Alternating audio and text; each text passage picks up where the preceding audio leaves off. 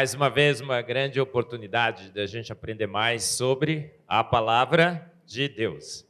Quem trouxe sua Bíblia aí? Levanta aí, vamos lá. Isso. Aí. Lembra os 5 pontos? Clara, necessária, suficiente, inerrante e autoridade final. Vamos de novo? Clara, necessária, suficiente, inerrante e autoridade final. Muito bem, pode abaixar. Autoridade em teologia, em filosofia e também em ciências. Tem gente que acha que a Bíblia não é um bom livro de ciências. Totalmente equivocado essa posição. A ciência é a busca do homem por conhecimento. Queremos saber de onde viemos, para onde vamos. Queremos conhecer. E a Bíblia está cheia de conhecimentos, de verdades, inclusive. Sobre as nossas origens, é muito bom em ciência quando você tem o testemunho de uma testemunha ocular. Quem é a única testemunha ocular sobre a criação do universo? Você estava lá? Claro que não. Os cientistas desse mundo estavam lá? Foram com uma máquina do tempo lá e observaram? Não. O único que observou foi o nosso grande Deus, que criou na realidade. Então é um livro de ciência, sim, tem grandes ciências. Ciência das nossas origens, sanitarismo, tem pedagogia, como você deve ensinar seus filhos. A Bíblia é um livro de grandes ciências e de grandes verdades, como a gente viu pela manhã. Eu fiquei pensando a tarde toda o que eu falaria hoje, mas acho que o mais legal é falar sobre Noé, a arca, o dilúvio, os dinossauros, não é? Você está querendo saber se os dinossauros de fato existiram. Tem gente que acha que dinossauro é de plástico e que isso foi uma invenção humana. É isso que é ser negacionista, hein, irmão? Dinossauro de fato existiu. É um monte de dinossauro. Olha, se você não é um crente que não crê em dinossauro, irmão, converta-se aos dados. Dinossauros de fato existiram. Aos milhares e milhares, e a gente tem muitas evidências. Agora, será que o dinossauro entrou na arca? O T-Rex, por exemplo? O que é que você acha? Os dinossauros eram carnívoros. Eu falei lá no Flow, né, que o T-Rex era herbívoro. Todo mundo saiu um monte de react aí, né? Nossa, o professor disse que o dinossauro era vegano. Vegano não disse, hein? Isso aí já adicionaram, né? Nossa, aquele bicho feroz, T-Rex, será? Será que ele poderia ser herbívoro? Será que entraram ou não entraram na arca? Entraram, muito bem. Vamos ver, não é? Então, olha, a palestra de hoje é sobre o dilúvio. O dilúvio. Essa versão aí que eu tenho, né? Ela começou a ser montada quando o filme de Noé foi lançado. Não sei se você assistiu aquele filme, mas eu assisti, não sei se você gostou. Eu detestei, né? Não é o filme sobre Noé, é o filme sobre o não é. É o não é. Noé era um homem justo e bom que andava com Deus. O Noé do filme é um psicopata, né? Ele não andava com Deus, não era justo nem bom. Tinha até Transformers. Negócio meio estranho, né, gente? Que é aquilo? Eu pus no meu Face, coisa de ateu, deu no que deu.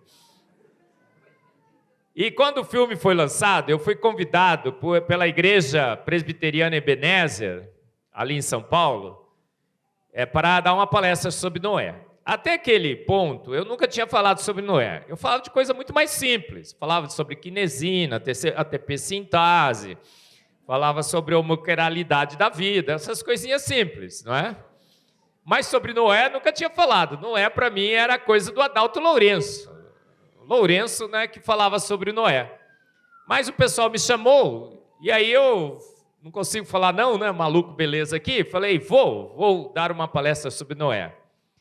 A ideia é que a gente assistisse o filme juntos, não é, Linda? Você estava comigo lá, não é? E depois eu desse uma palestra sobre Noé. E eu comecei naquele filme, quando ele foi lançado, a montar essa palestra. E eu não tinha nada, não tinha evidência nenhuma. Até eu tinha algumas dúvidas sobre Noé, arco, dilúvio, dinossauro. Aí eu fui ler, fui estudar, a gente está abarrotado, afogado, atolado de evidências de que esse dilúvio realmente aconteceu, que o relato bíblico é um relato técnico, sóbrio, consistente, coerente, e que de fato esse dilúvio aconteceu e que há fatos que confirmam esse grande evento. E eu comecei a preparar aquela palestra, a gente assistiu o filme, né? Foi terrível. Eu queria sair do meio, né? Não sei se você conseguiu chegar até o final. Você conseguiu? Eu consegui também. Mas, e aquela foi a versão 1.0. Então nós estamos aqui na versão 58.7 dessa palestra. Cada vez que eu estudo, as evidências aumentam mais. Eu falei sobre o T-Rex, né? Que a gente já tinha achado, inclusive, até órgãos internos. E agora eu tenho uma outra chance no outro podcast que vai ser anunciado aí. Eu vou lá levar toda a argumentação. Estou estudando ainda mais. E já estou preparando para a versão 58.8. Tá bom? Vou adiantar algumas das evidências que eu tenho estudado ultimamente sobre Noé. Então vamos lá, vamos falar sobre Noé, arco, dilúvio e os dinossauros. Olha, eu falei pela manhã, tem gente que acha que Deus não poderia, por exemplo, ter feito a jumenta falar. Gente, vamos combinar? Quem fez a jumenta? Deus. Quem fez os seres falantes? Deus. Então, para Deus fazer jumenta falar, gente, é facinho, facinho, facinho, não é? Se a Bíblia tivesse dito que Deus fez uma jumenta cantar ópera, você acharia difícil, gente? Absolutamente não. Ele fez todas as coisas, ele fez um universo com 2 trilhões de galáxias, com 100 bilhões de estrelas em cada uma dessas galáxias, que dá quantas estrelas então, gente? 60 sextilhões, não é? Mas a gente não consegue contar, é mais ou menos 60 sextilhões. E o exibido exagerado ainda diz que chama-as todas pelo seu nome. Às vezes a gente ora para Deus e fala assim, será que Ele me conhece pelo nome? Gente, conhecer você pelo nome para Deus é facinho. Ele conhece 60 sextilhões de estrelas pelo seu nome. Ele chama Maria. E o exibido exagerado diz que chama as estrelas e elas respondem. Sim, Senhor. Então nós temos um Deus que fez todas essas coisas. Para Deus fazer uma jumenta falar é facinho, facinho, facinho. Tem gente que acha que Deus não poderia ter feito um peixe engolir Jonas. Bom, a gente tem vários relatos de peixes hoje, que já, outro dia um surfista, né, foi engolido praticamente por um peixe. Tem vários e vários relatos de peixes. Tem uma vez colocaram um sensor numa baleia, porque estavam querendo estudar a movimentação das baleias pelo mar.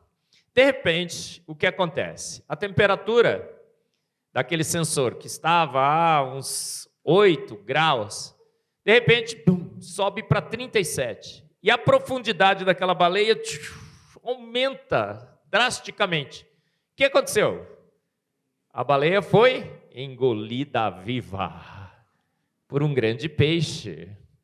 Então, olha, mas, gente, Billy Graham que disse isso. Se a Bíblia dissesse que foi Jonas que engoliu uma baleia, eu acreditaria.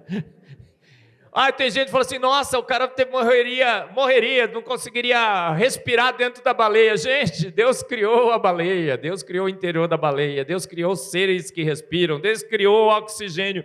Se Deus quiser fazer você ficar uma semana dentro de uma baleia, Ele faz, não faz? Tem gente que é pouca gente de pouca fé, né? Não é verdade? A nossa fé, às vezes, é vacilante. Deus tem todo o poder, toda a autoridade. E para Ele fazer um peixe engolir Jonas, o que Ele pode ter feito com Jonas lá? Um monte de coisa, a gente não sabe. Ele pode, inclusive, ter fornecido oxigênio, ou ter feito que ele estivesse lá, de certa forma, hibernando, alguma coisa assim. Não tem uma coisa que Deus não pode fazer. Tem gente que não crê que Deus tenha parado o sol para que Josué pudesse ter vencido a sua batalha. Gente, será que Deus não conseguiria parar o sol? Deus criou o sol. Deus criou a gravidade. A gravidade obedece, está sob a sua autoridade. Jesus andou sobre as águas. E o exibido exagerado, na realidade, em Josué, ele fala assim, olha, eu parei o sol num lugar e parei a lua em outro. Ele localiza nos céus o sol e a lua. Por quê? Porque hoje a gente sabe que a Terra tem um movimento de translação, de rotação, o sol também. Se a gente imaginar, né, que o referencial é a Terra, o sol gira em torno da Terra. Coloca a Terra como seu referencial. A gente nem sabe nem quem é o referencial absoluto, certo? E a Lua também, movimento de rotação e translação. Foram fazer os cálculos, a única forma de Deus ter parado o Sol e ter parado a Lua, e eles terem ficado parado nos céus para o observador terrestre, seria como? Fazendo o quê? Parado o universo. Deus parou o universo. A gente, não pode. Gente, Deus criou o universo. Se Deus falar assim, o universo deu uma cambalhota, o que o universo faz? Pum, dá uma cambalhota. Não é assim? É o nosso Deus. Deus parou. Mas por que Ele localizou os astros no céu? Para que fizéssemos a conta e percebêssemos. Ele é exibido e exagerado, lembra? E muito bem-humorado. Muito bem-humorado. Olha, eu não sei se vocês conhecem. Quem leu esse livro? E a Bíblia tinha razão. Eu li quando eu era garoto, achei maravilhoso, sensacional. Um livro de apologética, defesa da fé e tudo mais. É um grande best-seller. Hoje eu leio o livro e falo, que coisa ruim, hein, gente? Sabe o que o livro fala? Que para atravessar o Mar Vermelho, tinha uma região muito rasinha, Deus mandou um ventinho, abriu um pouquinho a aguinha e eles passaram. Será? Ele tenta explicar os milagres de Deus com as forças naturais. Isso é um grande engano. Um grande engano. Por quê? Porque Jesus, quando a mulher que vertia sangue encostou nele, ele falou assim, senti que de mim saiu o poder. Que poder foi esse, gente? Forças eletromagnéticas? Forças nucleares? Gravidade? Absolutamente não. Foi um poder que nós desconhecemos. Ele domina forças que a gente não conhece. A Bíblia chama de virtudes de Deus, que Ele usa em ocasiões especiais.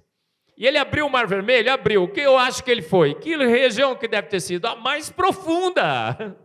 Não é? Porque quando Ele quer fazer, Ele é exibido e exagerado. A Bíblia diz que você via as paredes de água. Olha, se foi um lugar rasinho com ventinho, como é que afogou então os egípcios? Né? Explica aí, o negócio fica pior, né? Você tenta consertar e estraga. Então era o nosso grande Deus usou nesses eventos forças além das forças naturais. E Deus não poderia ter criado o universo pelo poder da sua palavra. Ele usou processos naturais não guiados, não é? Tem crente que é big banguista. Você vai sair desse retiro convertido à palavra de Deus, tá certo? Ninguém vai ser mais big banguista aqui, né? Olha, Deus não guiou o Big Bang. A gente sabe disso, a gente viu a foto, né? Mostrei hoje de manhã, o universo foi feito, pronto, pelo poder da sua palavra. É assim que a Bíblia diz.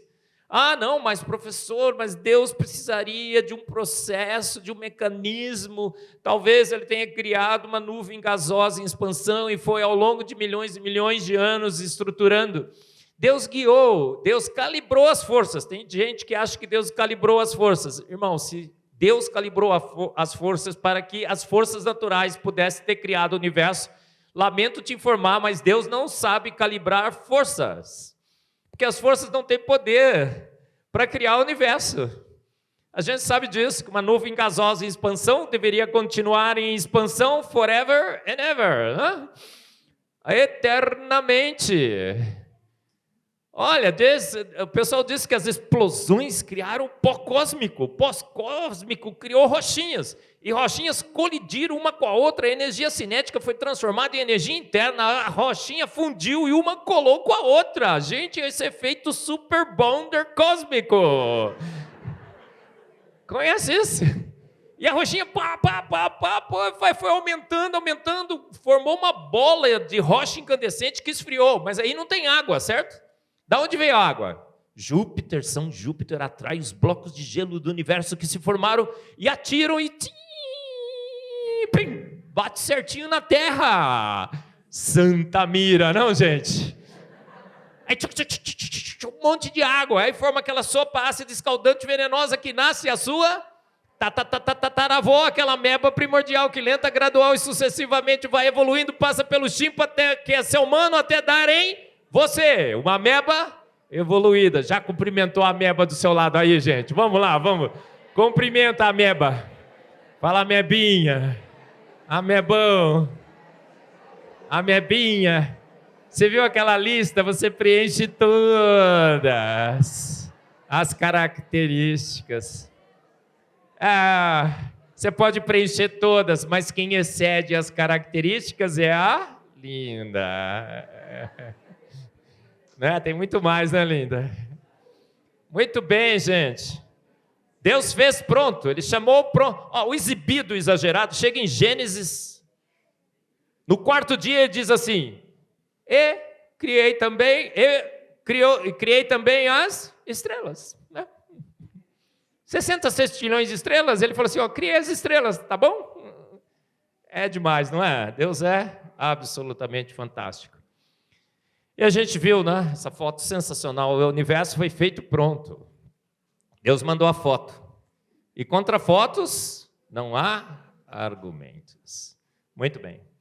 Tem gente que acha que o dilúvio não foi global, que foi local. Aquela associação que eu adoro, né? Já mencionei ela aí de manhã, é isso que eles falam, que o dilúvio foi local. Gente, foi assim então, tá certo? Gostou? Maravilhoso, né? Olha, eu acho que você deve ou defender o dilúvio bíblico ou ser contra ele. Um dilúvio global você contra, tudo bem. Agora, você tentar dizer que é local, hein, gente? É difícil. Aí que é impossível, não faz sentido algum. Então, de fato, um dilúvio aconteceu. A Bíblia descreve. Deus gasta 4 capítulos de Gênesis para descrever esse dilúvio. Tem tanta coisa importante que Deus fala tão rapidinho na Bíblia, não tem? Você fala, Senhor, não poderia dar um pouco mais de detalhes? Mas por que Ele gasta 4 capítulos? Primeiro, porque é um evento absolutamente crucial na história da humanidade. Na nossa teologia, inclusive.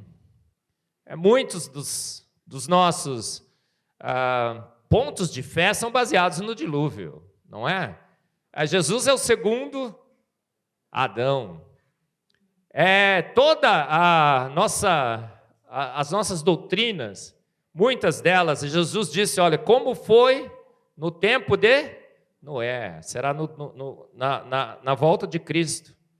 Então, esses 4 capítulos, Deus também dá detalhes técnicos, engenheiro conversando com engenheiro, para que a gente possa ter convicção de que o castigo de Deus um dia atingiu esse planeta na forma de uma grande inundação.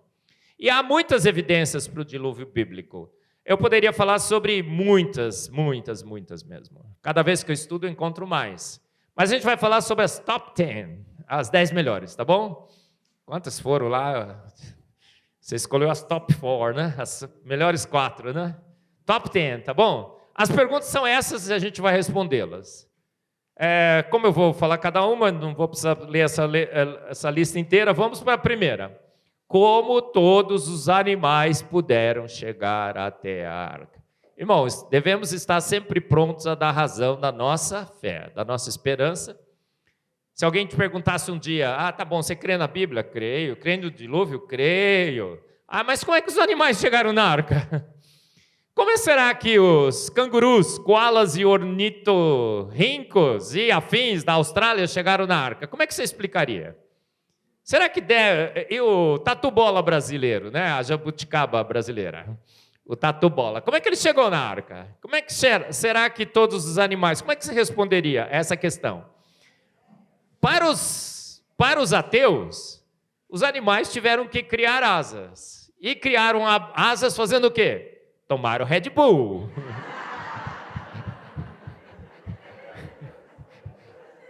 Te dá asas. Será que os animais tomaram Red Bull, gente? Como é que eles chegaram?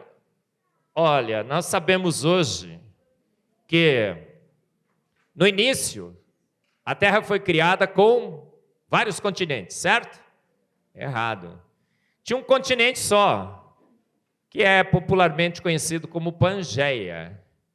Mas será que a Bíblia dizia que, diz ainda, né? Sempre disse, que haveria apenas um continente? Absolutamente sim. Mais uma grande verdade científica da Bíblia que foi confirmada pela ciência. Muitas verdades científicas que a Bíblia anuncia, a Bíblia anunciou antes da ciência descobrir. Olha, foi só com os satélites, com as naves espaciais, que a gente conseguiu subir lá em cima e olhar para baixo, monitorar o movimento dos continentes e perceber que eles estavam se afastando. Monitorar a forma desses continentes e perceber que eles se encaixam perfeitamente. Então, a Pangeia é uma descoberta muito recente, que demandou muita tecnologia, uma descoberta recente da ciência. Mas a Bíblia, desde o início, já falava que a gente tinha só um continente. Em Gênesis 1, de 9 a 10, está escrito assim: E disse Deus, ajunte-se em quantos lugares as águas? Num só lugar. Num só lugar, quantos dá? Um único lugar. E apareça quantos elementos secos? O elemento seco. Chamou Deus o elemento seco? Terra. Então, Gênesis já anunciava, muito antes da ciência descobrir com seus telescópios, naves espaciais e tudo mais, que no início nós tínhamos um único continente, um único mar. Provavelmente esse único continente, ele tinha um clima muito uniforme. A quem crê no dilúvio e entende que o dilúvio de fato aconteceu e estuda bem o dilúvio, acha que esse clima é um clima assim semi-temperado. Uma temperatura entre 23 e 24 graus, que se mantinha em 23 e 24 graus. A umidade do ar era muito maior. Então, essa temperatura e essa umidade traziam condições para que a vegetação crescesse abundantemente. Inclusive, nós achamos que tinha mais CO2, gás carbônico, na nossa atmosfera. Gente, hoje em dia estão transformando o gás carbônico num gás do mal, né? Vamos aqui cozinhar no planeta Terra com aquecimento global. Olha só que perigo o gás carbônico. Mas, gente, gás carbônico é vida, gás carbônico é alimento. As plantas adoram gás carbônico, não é? Tem estufa que aumenta a quantidade de gás carbônico dentro da estufa, as plantas crescem mais, agradecem, estão muito bem mais alimentadas. Talvez nós tivéssemos mais CO2 na atmosfera. E o que acontece então? Com umidade, com CO2, com uma temperatura ideal, as plantas cresciam. Então as árvores eram muito maiores. A vegetação era muito mais abundante, tudo muito uniforme. A especiação em biologia acontece quando você tem regiões distintas e a diversidade em alimentação. E populações isoladas com um clima específico, uma alimentação específica, se especializam em espécies diferentes. Então, o que aconteceu com as espécies dentro desse grande continente? Elas estavam se diversificando? As famílias que Deus criou? Provavelmente não, ou muito pouco. Por quê? Porque tudo era uniforme, a alimentação era abundante. Antes do dilúvio, nós comíamos o quê? Alface. Nada de picanha. Parece que depois também não, né? Mas tudo bem.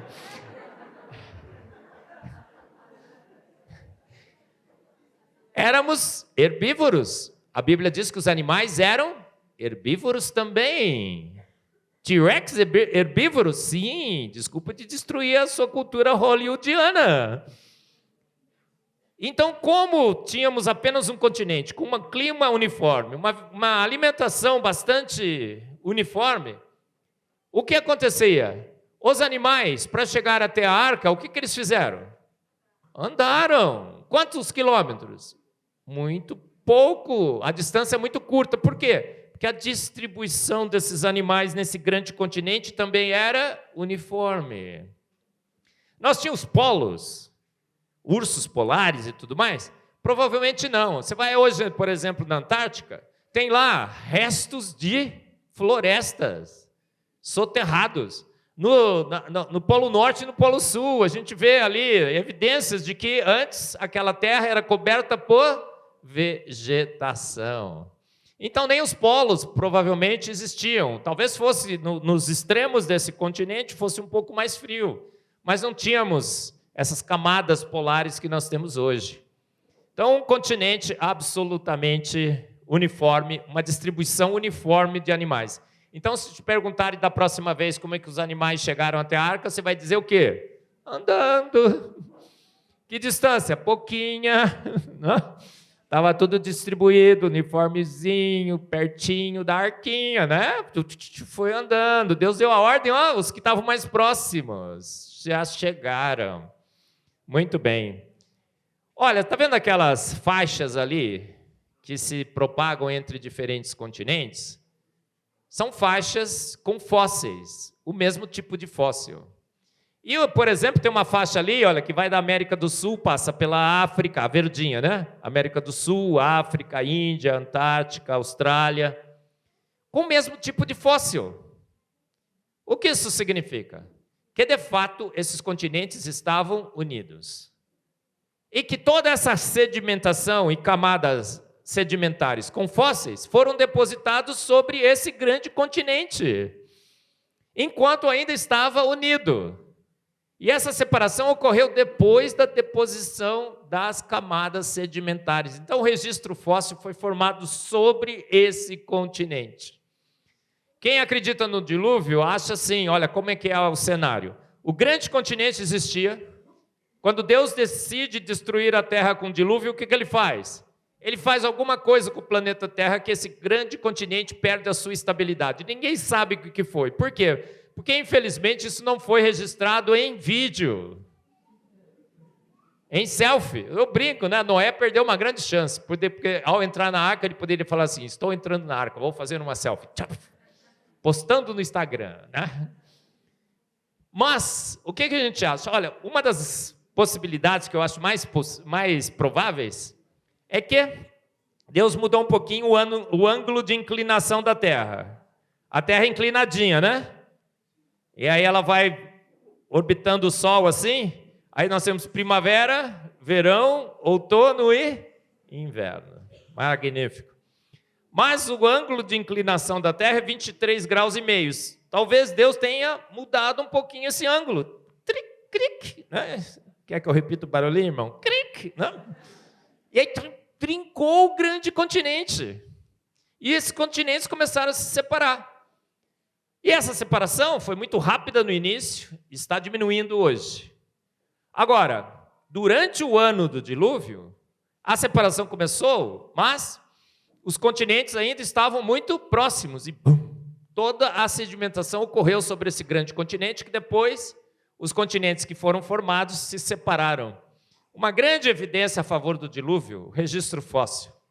Olha aí, gente, mas o encaixe é perfeito. Perfeito. É perfeito demais. Dizem que esse movimento, há 3,5 bilhões de anos que ele teria começado. E que eles estariam por bilhões de anos separando, gente. Pode? Não pode. Se essa separação fosse realmente um processo que está ocorrendo há milhões e milhões e milhões de anos, o que aconteceria? A gente olharia hoje os continentes e não observaria mais o encaixe perfeito. A erosão que come as bordas teria modificado a forma de tal ponto que a gente não observaria mais o encaixe. Mas não é só o encaixe das superfícies. As bordas são auto-encaixantes, elas fazem assim, ó, clique, clique. Quer que eu repita o barulhinho, irmão? Ó, clique, não? Encaixa perfeitamente. Isso significa o quê? que essa separação foi muito recente. Milhares, não milhões. Nós temos a foto do universo sendo formado e a gente tem o vídeo da Terra jovem. Está vendo aí, irmão? É o vídeo da Terra jovem. Esse vídeo, obviamente, é uma simulação, mas essa simulação só encaixa com milhares de anos, não milhões. Mais uma grande evidência de que essa separação é recente e ocorre há pouco tempo. Milhares, não milhões de anos. Senão, não encaixaria mais. Essa deposição de camada fóssil, com o mesmo tipo de fóssil que se propaga em vários e vários continentes, só pode ser explicada à luz do dilúvio. Só pode ser explicada à luz do dilúvio. Agora, a grande segunda pergunta é essa. Havia espaço? Nossa, agora você está enrolado, hein, Marcos? Como é que você vai explicar isso? Olha, eu não sei, né? Eu sou terceira geração de batistas, né? Agora virei presbiteriano, né? Sou um batisteriano, vamos dizer assim. E eu aprendi desde pequenininho, né, a frequentar a escola bíblica dominical. E na escola bíblica dominical, muitos dos livrinhos têm essa figurinha aí, gente. Pode? Não pode. Você vê um livrinho desse, o que você faz, irmão? Joga fora. Não joga fora, não. Alguma criança pode achar. Põe fogo. Por quê? E depois os nossos jovens não creem no dilúvio, porque a gente mostra isso daí para eles. Pede para as criancinhas na IBD colorirem. Gente, isso daí seria um bom modelo para a Arca de Noé? Abarrotado de bicho assim, a primeira ondinha que passaria, o que aconteceria? Tudo morreria afogado, gente. Gente, mas a arca, havia espaço na arca. A arca é um barco absolutamente fantástico, imenso. 300 por 50 por 30 côvados. Que o côvados, essa distância aqui, né, que a gente calcula com o nosso bracinho de hoje. Mas os seres pré-diluvianos, muito provavelmente, eram muito maiores do que os seres de hoje. As pessoas humanas. Não consigo tirar uma, né? Deixar de tirar uma, né? Esse negócio de pessoas humanas. Gente, nós éramos maiores. Você se acha altão? Você é baixinho, comparado com os homens e mulheres pré-diluvianos. Nós tínhamos mais oxigênio na nossa atmosfera. O megalodonte era muito maior. Tartarugas, nós temos registros fósseis de tartarugas imensas, 2, 3, 4 metros. Crocodilos gigantes. A libélula tinha quase 1 metro de comprimento. Já pensou uma libélula entrando aqui, ó? 1 metro. Árvores imensas, imensas, imensas. Então nós tínhamos o quê? Por que eu estou falando do tamanho da gente? Já não lembro mais. O côvado. Isso, muito obrigado. Ainda bem que vocês estão prestando atenção, viu? Nem eu estou mais. O côvado era muito maior, provavelmente, mas mesmo usando o côvado de hoje, a gente tem, para a Arca de Noé, está vendo lá em cima? Era um barco imenso, maior que o Titanic, em capacidade de acomodar cargas. As simulações, porque todo Instituto de Engenharia Naval, quando o pessoal começa a estudar, vai fazer o TCC, todo mundo quer tentar provar que a Arca de Noé não funcionaria, não flutuaria, não seria um barco muito bom para carregar carga. E ele se surpreende, os cálculos têm sido feitos. A Arca de Noé, pelas dimensões descritas em Gênesis, é o maior barco possível a ser construído em madeira. Não dá para construir nada maior. Seria inviável. Olha o tamanho da Arca de Noé. O Titanic, por que é maior que o Titanic? Porque no Titanic tinha um quarto para cada um, né? Com espaço muito grande. Tinha salão de bailes, refeitórios e tudo mais. Se tirar tudo isso, a capacidade de carregar cargas da Arca de Noé é maior que o Titanic. E quantos animais entraram na Arca? Há vários cálculos que são feitos. O melhor que eu acho é esse daí, olha. 18 mil espécies, todas. Olha, 18 mil espécies entraram na Arca. 18 mil casais. Agora, qual o tamanho médio dos animais? O tamanho médio dos animais dá uma ovelha. 18 mil casais de ovelhas. Ocupariam quanto? 1/3 da arca apenas estaria ocupado com animais. Gente, sobraria 2/3 da arca ainda disponíveis para alimentos. A mulher de Noé provavelmente tinha a sala de costuras, não é? Despensa. Noé tinha salão de jogos, não é? Internet, a sala de internet. Não tinha? Claro que tinha. Gente, apenas 2/3. Haveria espaço na arca? Haveria espaço de sobra. Apenas 1/3 da arca. Mas você vai falar assim, mas professor Marcos, tem tanta espécie de bicho. Nossa, um monte. Quem entrou na arca? O casal original de caninos. O casal original de felinos. Está vendo essa simulação aqui? Por exemplo, nós temos aqui o casal original de caninos. A diversificação deveria estar ocorrendo já? Um pouco, mas talvez esse casal original de caninos chegou na arca e ele poderia ter entrado. Então entrou um casal para cada família. Um casal para cada família. Isso diminui ainda mais o número de animais na arca. Tem uns que calculam 18 mil casais, outros calculam 12 mil, outros calculam 8 mil, 6 mil. No máximo dos máximos, a arca estaria metade ocupada com animais. O melhor cálculo que eu acho é 1/3 desses animais com o tamanho de ovelhas, em média. Então, olha, foram os casais originais de caninos, felinos, que entraram na arca. Vários e vários cálculos você encontra na internet, você pode procurar nos livros do Adalto Lourenço, vários que escrevem sobre o dilúvio. Esses cálculos são feitos à luz da Bíblia e à luz da ciência, à luz de que a especiação não tinha ocorrido, ou se tivesse ocorrido, teria ocorrido ainda numa extensão muito pequena, e que os casais originais que Deus criou entraram, o casal original de cada uma das famílias, da taxonomia moderna. Magnífico. E a arca era pequena ou era grande? Está vendo essa foto aqui? Hoje existe nos Estados Unidos um parque temático muito sensacional, é o Ark Encounter. Do lado tem o Museu da Criação, em Kentucky, nos Estados Unidos. Irmão, não leva mais seu filho para Disney, não é? Tem gente que está guardando dinheiro para levar para Disney, leve para o Ark Encounter.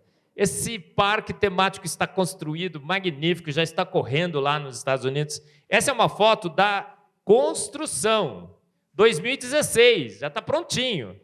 Mas por que eu preservei essa foto? Para você dar uma olhada, essa é uma réplica lá nos Estados Unidos, nesse parque Ark Encounter, foi construído da arca. Olha que barco sensacional, não é?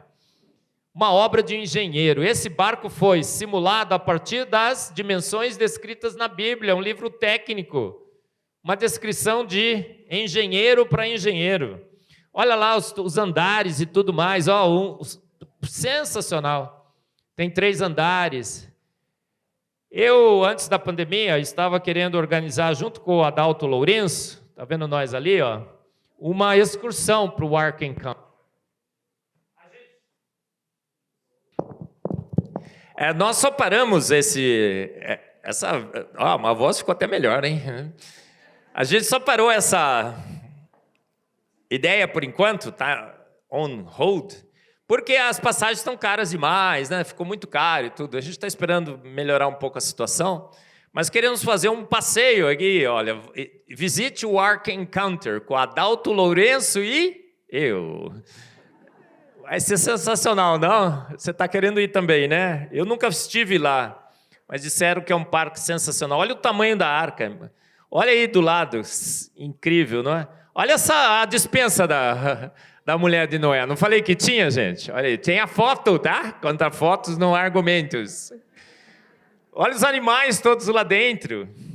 Então, havia espaço, gente. Hoje você sabe, havia espaço e havia espaço de sobra. Um terço da arca só ocupado. Ah, mas tem tanta espécie. Não. A especiação não tinha ocorrido. Entraram os casais originais, as famílias, um representante de cada família que Deus criou. Agora, e os dinossauros? Hey, oh crap, what's that today?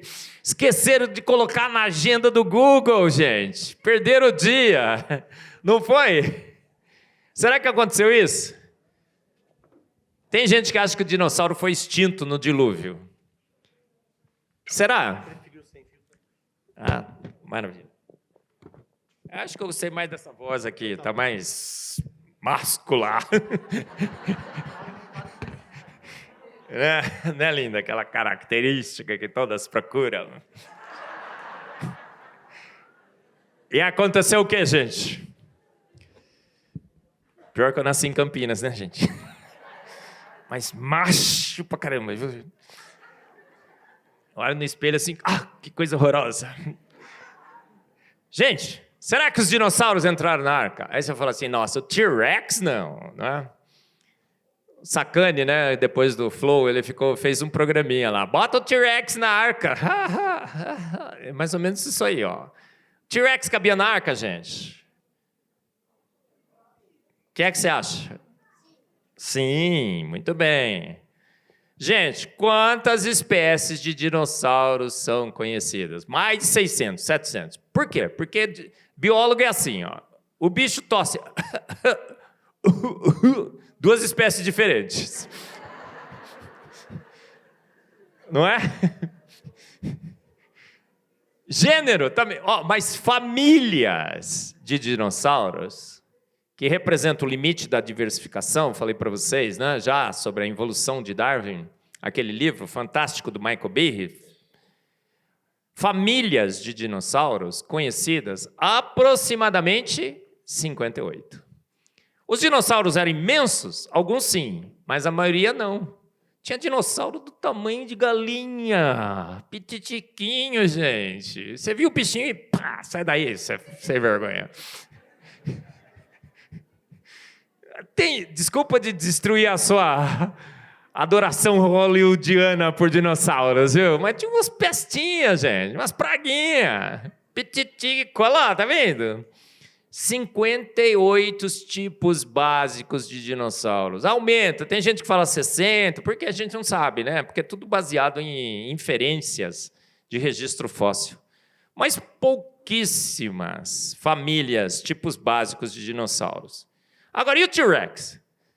Gente, o T-Rex, que tamanho que ele entrou na arca? Dinossauro nasceu do quê? Ovo! E qual o maior ovo possível? Olha, tá vendo? Isso aqui é fóssil de dinossauro dentro do ovo, gente. Pode, 60 milhões de anos. Para aí, né? Já encontramos praticamente... Eu vou falar do tecido mole daqui a pouco.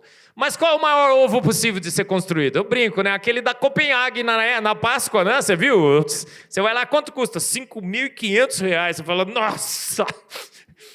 Alguém compra, né? Que se eles estão vendendo, né? Gente, não dá para construir ovo muito grande, sabe por quê? Ovo talvez seja a estrutura de engenharia mais magnífica que existe na Terra. Você fica achando que aquilo lá é uma estrutura compacta? Não, são pequenos fragmentos, né? Tudo cheio de furinho. O bichinho lá dentro, o pintinho, ele respira. Naqueles 20 e quanto tempo? Quem estuda bem direitinho isso? 23, 24 dias, né? Que ele fica ali dentro. Ele respira, ele troca CO2 com oxigênio, com a atmosfera. Eu falo sobre o ovo, a estrutura mais de engenharia mais majestosa conhecida na Terra, talvez seja o ovo. E ele não pode ser muito grande, senão ele trinca. Então, o dinossauro nasceu de ovo. T-Rex nascia de ovo. Agora, vou fazer uma pergunta. Você tem que colocar um T-Rex na arca. Que idade que você colocaria? Bebê, criancinha, junior, adolescente, jovem, meia-idade, velhinho ou PC? Não conhece PC? Na minha igreja tinha um coral, né? Eu sempre conto essa história, muito legal, que a gente pôs o nome de Coral PC. Aí ficou todo mundo, Coral PC, e pegou, começaram a chamar de Coral PC, a gente tudo ali, né? morrendo de medo no dia que descobrissem. Descobriram! Queriam pegar a gente. Por quê? Coral PC, o que é? Pé na cova.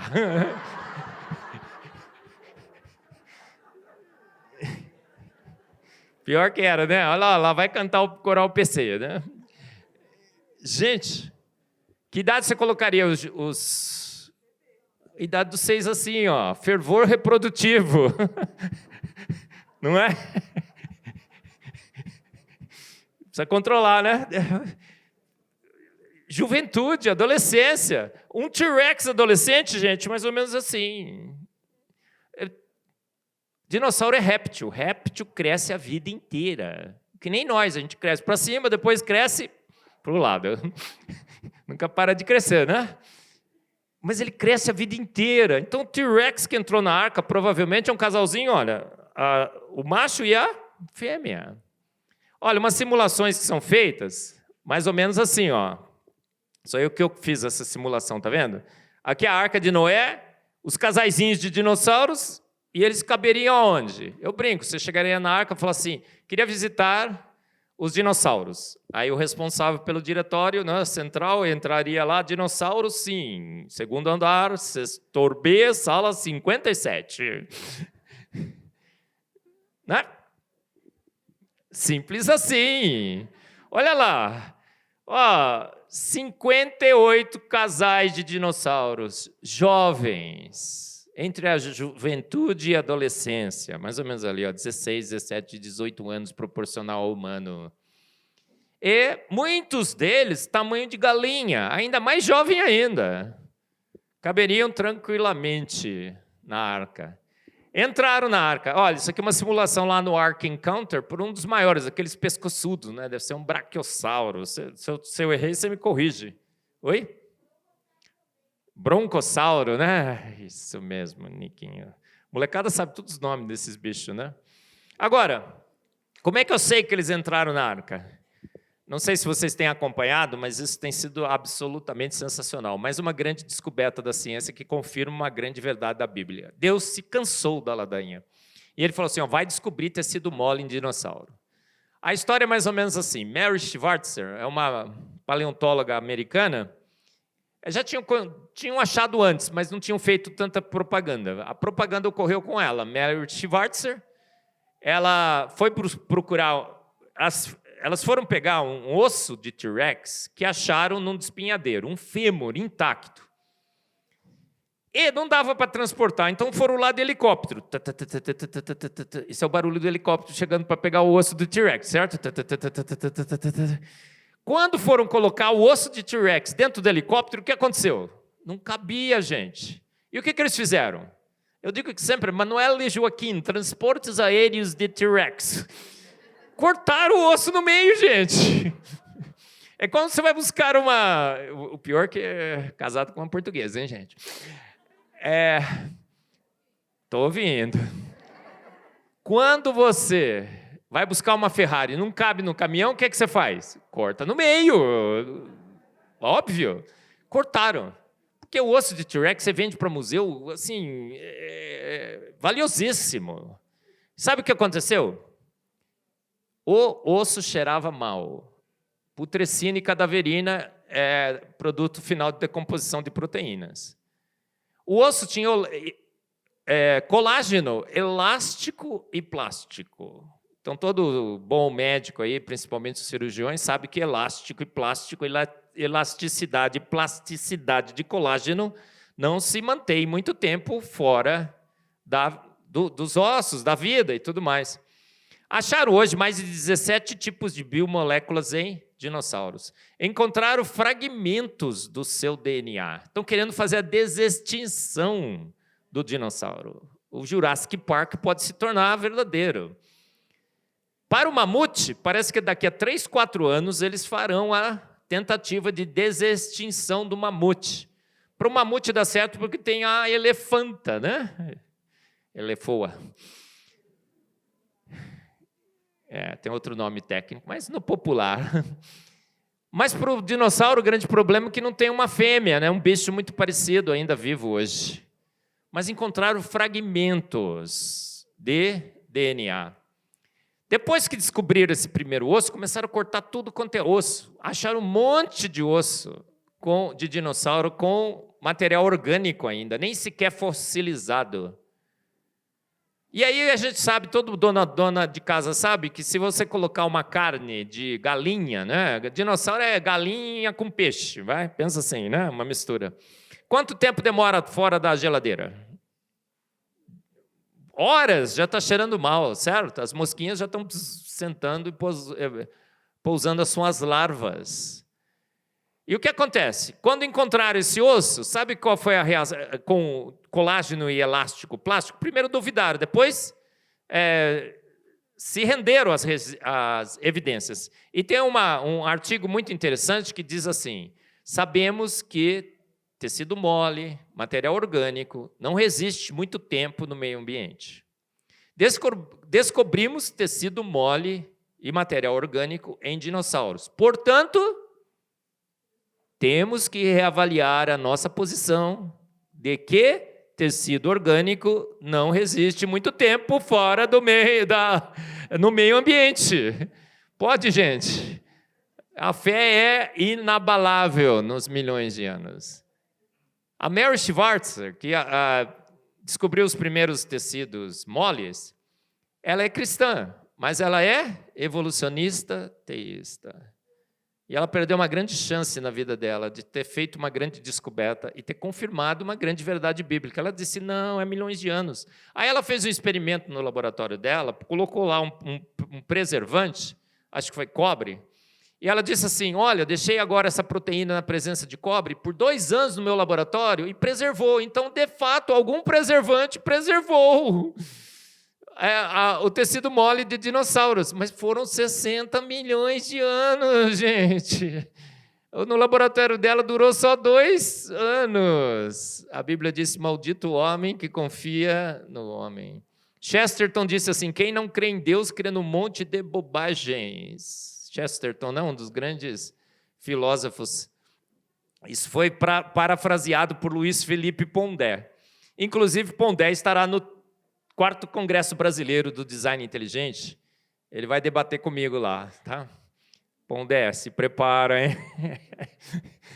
Uma vez eu tive uma palestra com Pondé, um debate já. Nós estivemos na Casa do Saber, lá em São Paulo. Era assim, o título, Homem, do barro ou do macaco? Fui debater com Pondé. O Pondé estava defendendo o macaco. E eu defendia o barro. Gente, no meio do debate, o Pondé começou a defender tanto o barro que eu quase começo a defender o macaco. Também não é justo, né? Depois daquele encontro, fizeram uma pergunta para o Pondé. Pondé, você acredita em Deus? Você é ateu? Ele falou, eu era, hoje eu acredito em Deus. Aí o Augusto Nicodemos, que tinha organizado o debate, falou assim, Marcos, converteu o Pondé, hein? Então, o homem que converteu o Pondé, viu, gente? Quem converte é o Espírito Santo de Deus, não é? Depois ele começou ainda a dar umas rateadas, dizendo que crê, que não crê. Ele, às vezes, flutua entre a crença e a descrença. E a gente vai debater sobre a existência de Deus. Gente, os dinossauros entraram ou não entraram na arca? Absolutamente entraram. Eles sobreviveram? Sim, sobreviveram. Mas qual foi o problema dos dinossauros? O mundo pós-diluviano se tornou extremamente hostil. As extinções, a gente acredita que ocorreram pós-dilúvio, porque o mundo se tornou completamente diversificado. Agora a gente tem desertos, florestas, polos, geleiras, que não tínhamos antes. E animais agora, aos saírem da arca, começam a se distribuir pelos continentes. Lembra ainda que a separação tinha começado, então havia muitos pontos de conexão. Os continentes se separam. A Austrália, por exemplo, se separa dos outros continentes. E alguns animais encontram em algumas regiões específicas condições de sobreviver, nas outras eles são extintas. Alguns animais não encontram em nenhuma posição do planeta mais condição de sobreviver e são extintos, por completo. Então, alguns animais hoje são só encontrados em algumas regiões específicas, outros já foram extintos. As extinções ocorrem pós-dilúvio. Os dinossauros são extintos por quê? O mundo se torna totalmente hostil para eles. Eles eram herbívoros. Eu fico pensando no desespero dos dinossauros quando aquela pombinha voltou com aquele mero galinho. Ela deve ter olhado e falou, epa, deu mal, né? Só esse galinho, eles comiam toneladas de plantas, de folhas por dia.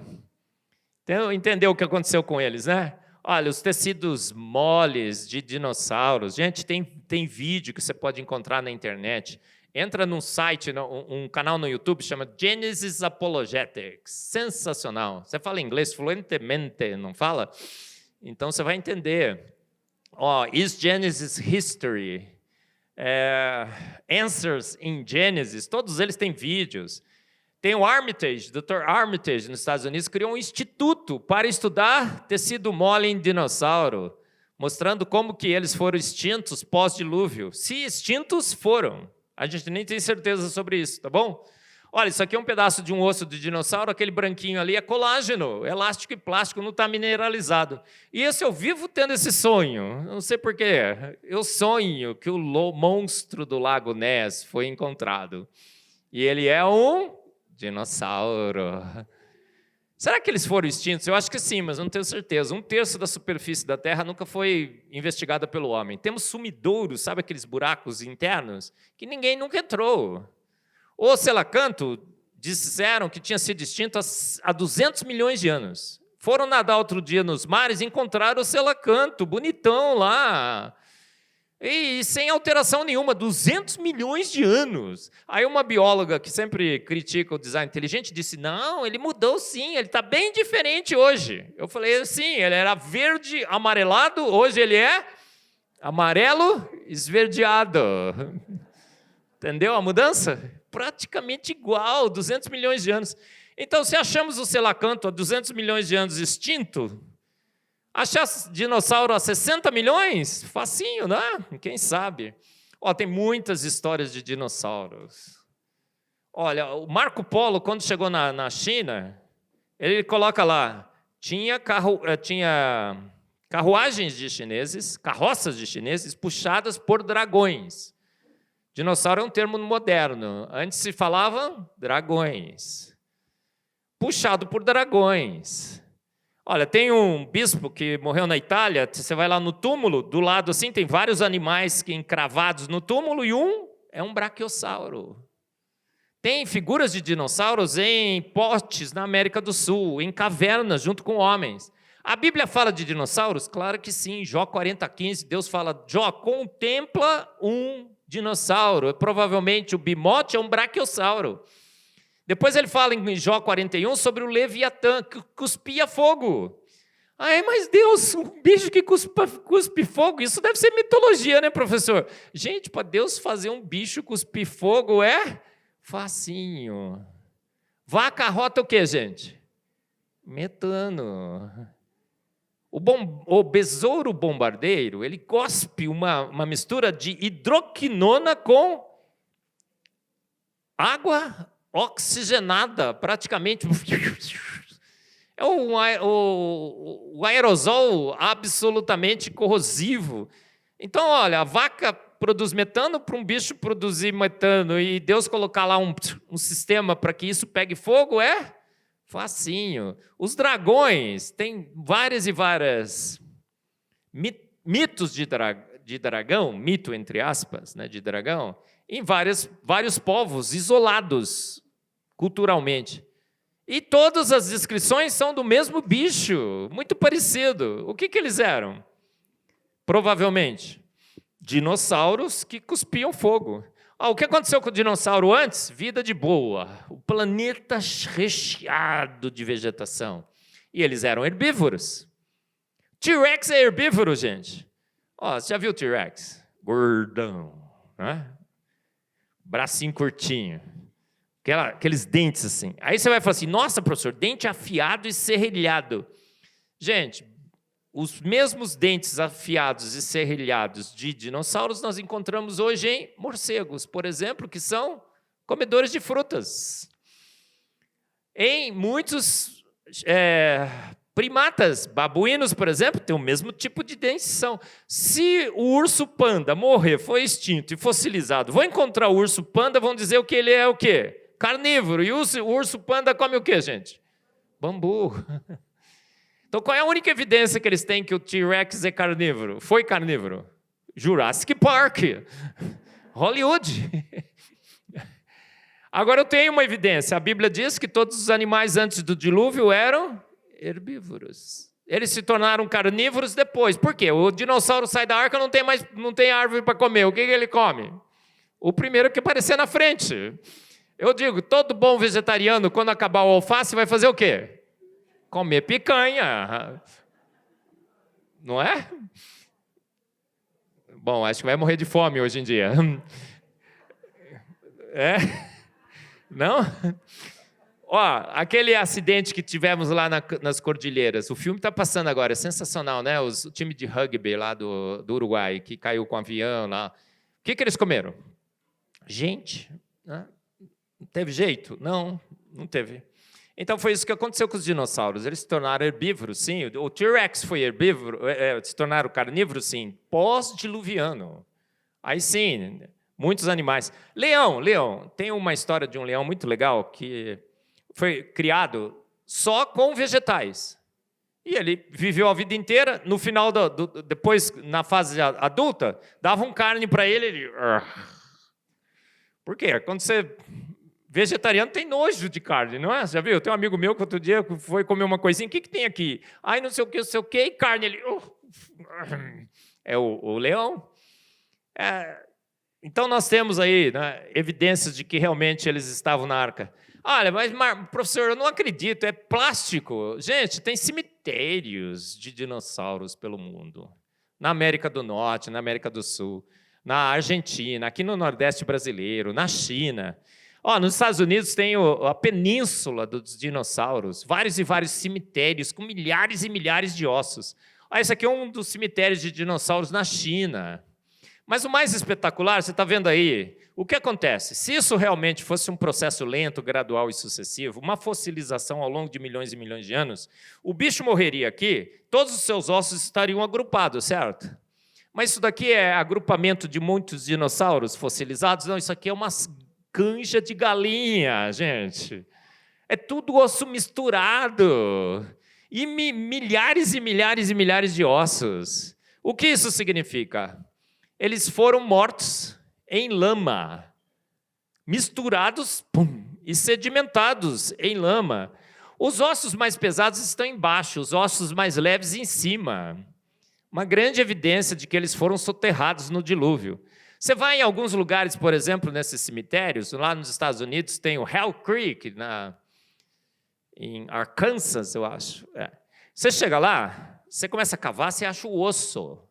Tem um vídeo que o cara foi lá, achou o osso, cortou, foi para o laboratório e mostrou o tecido mole dentro do osso. Nem fossilizado sequer esses ossos estão. Você pode fazer isso, chegar lá, você está escavando. O que aconteceu com toda a parte orgânica durante o dilúvio? Quando as águas retrocederam, elas foram empossadas em algumas posições específicas. Por exemplo, no Golfo do México. Você vai no Golfo do México, tem petróleo que não acaba mais lá. Muito e muito petróleo. Petróleo, professor, 60 milhões de anos, né? Não. Hoje a gente sabe, tem companhias nos Estados Unidos que pegam material orgânico na presença de água sob pressão e temperatura e formam petróleo em poucas horas. Então, é uma grande explicação porque que tem tanto petróleo no Golfo do México e tanto sedimento, porque as águas da América do Norte, quando retrocederam, foram por tudo aquela poça ali. Esse aqui é sensacional. Tem um lugar nos Estados Unidos, nesses cemitérios de dinossauros, que tem aproximadamente 10 mil maiassauros ali, tudo misturado e fossilizado. Mas só tem maiassauro adulto, não tem jovem, não tem criança. O que aconteceu? Não tinha jovem, criança? Foi uma reunião retira o PC? Não é só o pessoal da quinta idade? Gente, animal quando começa a fugir do perigo, deixa os seus filhos para trás. Animal faz isso, né? Humano, às vezes, mas nem sempre. Incrível, não é? A arca flutuaria? Olha, ela não só flutuaria, mas ele é o melhor barco possível para flutuar. E ela não só flutuaria, mas foram fazer umas simulações, perceberam assim, será que a arca era estável, confortável e resistente? Será que ela tinha um máximo de resistência, conforto e estabilidade? Não. A arca tem o melhor compromisso entre essas três características. Olha, num triângulo de conforto, estabilidade e resistência, a arca está exatamente no meio. Isso é obra de engenheiro. Todo engenheiro sabe, quando vai criar um sistema multifuncional, ele não pode otimizar uma única função. Ele tem que ter o melhor compromisso entre as três. O seu carro não tem o máximo de conforto. Seu carro não tem o máximo de resistência, ele não tem o máximo de economia, ele tem o melhor compromisso entre essas três características. Se fosse só para ter economia de combustível, o carro não tinha vidro, não tinha lateral, só tinha um banco lá para o motorista dirigir, a menor resistência possível. Mas e aí, na hora que você fosse levar a sogra, né? Não tinha um banquinho de trás. Deus pensando na sogra... Não, desculpa aí. O engenheiro pensando na sogra colocou o banquinho de trás, não foi? O melhor compromisso. Isso é obra de engenheiro, gente. Na Segunda Guerra Mundial, esses slides aqui eu tirei daquele Genesis Apologetics, boa parte deles, muito legais, muito bem feitos. Por isso tem alguns em inglês aí, tá? Na Segunda Guerra Mundial foram construir cargueiros, porque precisava transportar carga nos navios. Sabe qual a dimensão desses cargueiros? 500 por 50 por 30.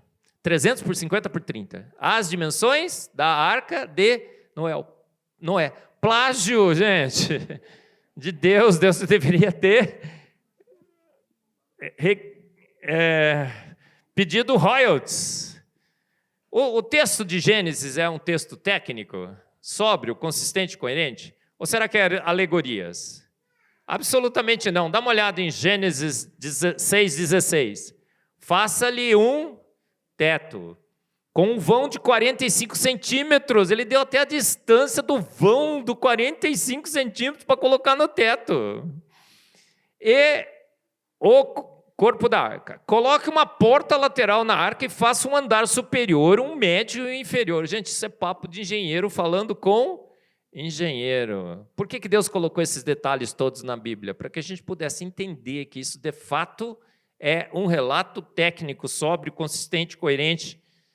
Deus descrevendo fatos, uma narrativa absolutamente histórica. De onde veio tanta água? Aí você vai falar assim, nossa, outro dia eu estava assistindo o podcast 39, daquele que eu não quis dizer o nome, só disse que começa com bi e termina com bo. Já sabe qual é, né? É aquele mesmo. No podcast 39, ele estava dizendo assim, como pode ser que um dilúvio global aconteceu? Como é que cobriram os Alpes? Gente, maldito homem que confia no homem, que fala sobre o dilúvio sem sequer ter estudado um pouquinho sobre ele. Alpes são montes pré-diluvianos? Absolutamente não. A Pangeia era muito, muito, muito plana. Quando os continentes começam a se separar, nós temos agora o quê? A deriva continental, a movimentação das placas tectônicas. E essa deriva continental arrasta os continentes. E esse arraste dos continentes faz elevar as cordilheiras, os grandes montes. Então, os Alpes, o Himalaia, as cordilheiras, são estruturas na superfície da Terra pós-diluvianas. A gente acredita que a Pangeia, por não ter essa deriva continental, tinha uns montes, sim, mas muito, muito mais baixos do que os que nós temos hoje. Mas de onde veio tanta água? Você sabia que há evidências muito sólidas de que havia um mar de água sobre alta pressão e temperatura entre 410 e 660 quilômetros na Terra? Água sobre alta pressão e temperatura. Muitas e muitas evidências sísmicas. Inclusive, outro dia aqui em Goiás encontraram um diamante com água aprisionada na sua estrutura. é uma situação em que apenas alta pressão e temperatura poderia gerar aprisionamento de água em diamantes. Então, tem muitas e muitas evidências de que, de fato, esse grande oceano existia. Água sobre alta pressão e temperatura. Olha aqui o cenário, então. Esse é o cenário pré-diluviano. Montes, sim, mas não muito profundos. Mares, sim, mas não muito profundos. Aliás, um único mar e um único continente, a Pangeia. Quando Deus desestabiliza esse continente, ele trinca. E essas rachaduras, elas vão até o interior do manto terrestre, chegando nesse oceano de água sobre alta pressão e temperatura. A água sobre alta pressão e temperatura, então... Quer que eu repita o barulho, gente? Jorra. A Bíblia diz que Deus abriu as portas do grande abismo. E essa água agora sobe lá em cima. Quando chega lá em cima, qual é a temperatura? Garotada, qual é a temperatura lá em cima na atmosfera? Quando você está no avião, o piloto fala assim, a temperatura do ar externo é de menos 55 graus Celsius. Então, a água quente, quando chega lá em cima, condensa, grandes nuvens. E o pior, forma blocos de gelo. Então, a chuva do dilúvio foi chuva de granizo. Pensa na situação. E a pedrinha, pedrão. Gente, por que mamute está congelado em lago? Não tem como explicar, tem? Porque lago começa a congelar, Deus fez a água com aquelas propriedades magníficas, 74 propriedades fisicoquímicas únicas que só a água tem. A água é insípida, inodora e incolor, certo? Maravilhoso. Já pensou se a água tivesse gosto? Alguém ia tomar? Ai, não gostei do gosto da água. Nick seria um dos primeiros, né, linda? Não gostei do gosto da água. Não vou tomar água. Gente, Deus, para evitar esse problema, já fez a água insípida, inodora. Ah, não gostei da cor. Não tem cor, gente. Não tem cheiro, não tem sabor. 74 propriedades físico-químicas únicas que só a água tem. A água é um milagre. O gelo flutua sobre a água. E o gelo é um isolante térmico. Então, quando um lago começa a congelar, o que acontece?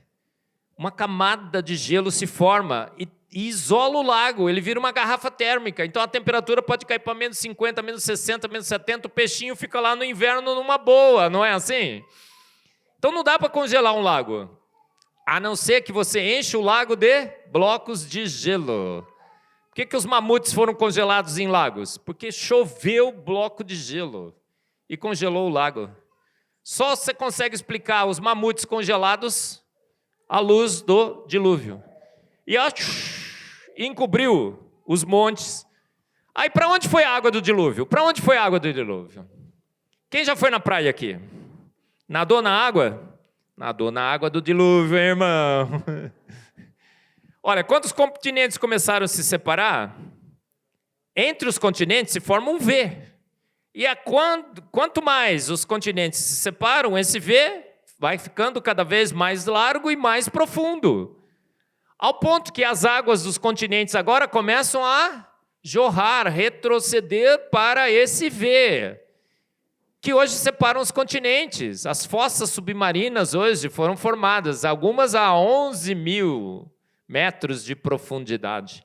E a água, então, começa, à medida que os continentes começam a se separar, a água começa a jorrar para esse V. E os continentes submergem. Legal, né? Tudo muito bem explicadinho, eu também acho. Gente, a atmosfera era diferente. Outro dia encontraram um âmbar, um pernilongo, que tinha sugado um sangue de dinossauro, pegaram o DNA, clonaram e os dinossauros agora estão vivos, certo? Você assistiu isso no Jurassic Park, tá? Não, sabe o que encontraram dentro do âmbar? Aquelas bolinhas ali, bolinhas. Sabe o que viram ali?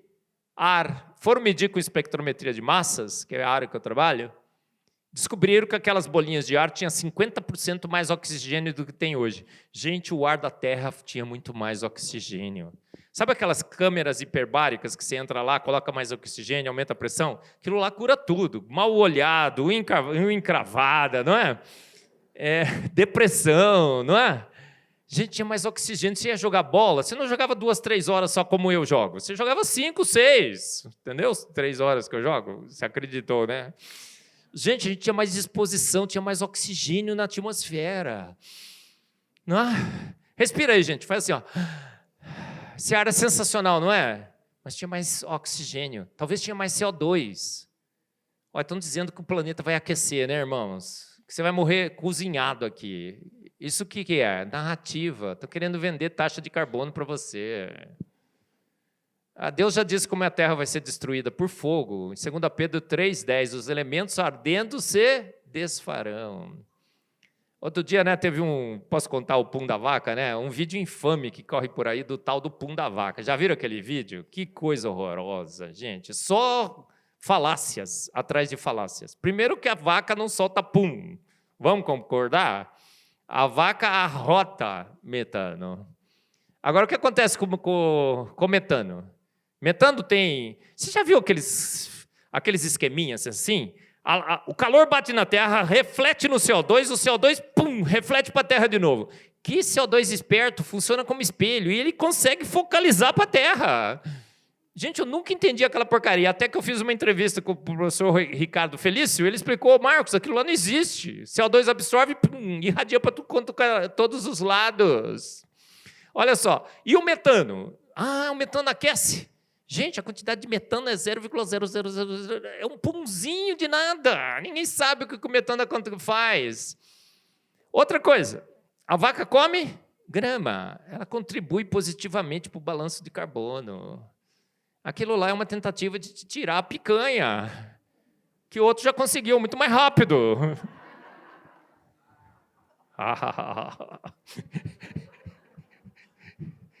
A datação com carbono 14 foi afetada? Por isso que as datações com carbono 14, algumas dão 10 mil, 20 mil, entendeu? Por quê? Porque a atmosfera da Terra foi totalmente abalada. E o ciclo do carbono foi alterado. Datação com carbono 14 depende da incidência de raios cósmicos na nossa atmosfera. Se a atmosfera era bem diferente, essa incidência era bem diferente. Os criacionistas, quando usam a datação com carbono 14, fazem uma reavaliação da datação depois do dilúvio e bate tudo com 6 mil anos. O registro fóssil se explica à luz do dilúvio? Claro que sim. É a única forma de você explicar na realidade. Você sabia que somente o dilúvio explica o registro fóssil? Como é que a gente reexplica essas camadas sedimentares? A inundação se deu por grandes tsunamis, que foram invadindo os continentes cada vez mais para o interior desses continentes. Então, os bichos foram fugindo. Por que tem aquele cemitério de dinossauro no centro da América do Norte? Porque eles foram fugindo e foram pegos. A última tsunami pegou eles lá. Por isso que nós temos grandes cemitérios ali. Baleias na Argentina, não é? E vários outros lugares que a gente tem em que eles foram fugindo dessas grandes tsunamis. Nós temos 75% dos continentes cobertos por rochas sedimentares e 95% dos fósseis são de animais marinhos. Quem foi primeiro depositado? Os animais marinhos. Então, toda aquela ordem que a gente vê no registro fóssil bate muito bem com a capacidade desses animais de escaparem dessas tsunamis. Agora, o homem não tem, muito difícil encontrar restos de humanos fossilizados. Primeiro, por quê? Porque Deus quis varrer da face da terra os homens pré-diluvianos. E por que também? Outro motivo. Os homens foram os que escaparam melhor. Foram os últimos a serem pegos. E os primeiros a serem lavados quando as águas retrocederam. E eles viraram o quê, então? Petróleo. Não foi? Gente, a gente encontra milhares e milhares de ossos fossilizados. Você chega lá, tem dinossauro junto com tartaruga. Você tem restos, você tem fósseis de animais pré-históricos com animais históricos. Animais que vivem até hoje. O que significa? Que essa história de que animais foram extintos há milhões e milhões de anos e que outros prevaleceram, não bate com os resultados desses fósseis. As camadas sedimentares são muito paralelas, lisinhas, uma sobre a outra, parece forma de bolo, né? Que alguém fez o bolo, né? Recheado. Isso acontece quando a sedimentação ocorre rapidamente. Se fosse um processo lento, a erosão seria vista entre as camadas. Várias e várias camadas que se propagam, por exemplo, nos Estados Unidos, entre quase em todo o continente, a mesma forma de bolo, vamos dizer assim, se propaga por vários e vários continentes. Tem camadas de rochas sedimentares que aparecem dobradas. Gente, dá para dobrar a rocha? Eu vou fazer um experimento agora, a gente vai lá fora, a gente vai dobrar a rocha. Quem gostaria de me acompanhar? Rocha não dobra, né? A não ser que seja rocha sedimentar fresca. Então, aquele grande depósito de sedimento se deposita sobre a Pangeia, os continentes começam a se separar, a deriva continental, o arraste dessas placas de rochas dobram a rocha ainda antes dela estar completamente fossilizada. Mas uma grande evidência a favor do dilúvio. Olha, por que essa deposição não poderia ser lenta? Porque nós temos os decompositores. Eles penetram no solo e decompõem qualquer coisa que você enterre. Tem gente que fica tentando esconder cadáveres, né? Assassinos, enterram, vai lá os depositores, eles encontram. Mas se foi um soterramento imediato, rápido, de várias e várias placas, aí sim a gente preserva o material orgânico. O dilúvio, Deus diz que colocou um sinal, o arco da aliança, o sinal da aliança, o meu arco que coloquei nas nuvens. Sabia que o arco-íris só se forma por causa das gotas de chuva antes da precipitação? O tamanho aproximado, um pouco menor de uma gota que precipita na chuva. Mais uma grande evidência a favor do relato bíblico. A Bíblia diz que começa a chover só depois do dilúvio e que Deus coloca o arco-íris como uma marca de que ele não destruirá mais a terra com essa grande inundação. E a gente descobriu hoje que, de fato, o dilúvio só se forma com as gotas de chuva. Tem resto de animal marinho em cima dos Alpes. Pode? Se isso fosse um processo lento de um fundo de mar que se transformou numa grande montanha ao longo de milhões e milhões de anos, a erosão já deveria ter comido e varrido pelo menos 100 vezes, mas você vai lá e tem restos de animais marinhos em cima dos Alpes. Significa que um processo extremamente rápido elevou aquele fundo de mar e transformou numa montanha. E os restos ainda são encontrados lá em cima. Embaixo de montes nós temos todas as camadas de fósseis. Os animais, muito maiores. Lembra da libélula? Essa aqui era uma libélula que tinha aproximadamente 1 metro antes do dilúvio. Por que vivemos menos depois do dilúvio? É a última evidência que eu vou falar hoje à noite. Eu já comentei pela manhã. O que aconteceu com Noé e sua família? Um gargalo genético. Até Noé, nós tínhamos os patriarcas que viviam quanto tempo? A Bíblia diz que eles viviam aproximadamente 900 anos. Então, muitos patriarcas quase que entraram na arca. Gente, Adão quase que entrou na arca. Tem uma piada, né? Quantos filhos de Adão entraram na arca? Você responde 3, né? Não é, né? Gente, Adão quase entrou na arca. Então, até Noé, o que acontecia? Muitos já habitavam a terra, sim, milhões, alguns cálculos indicam.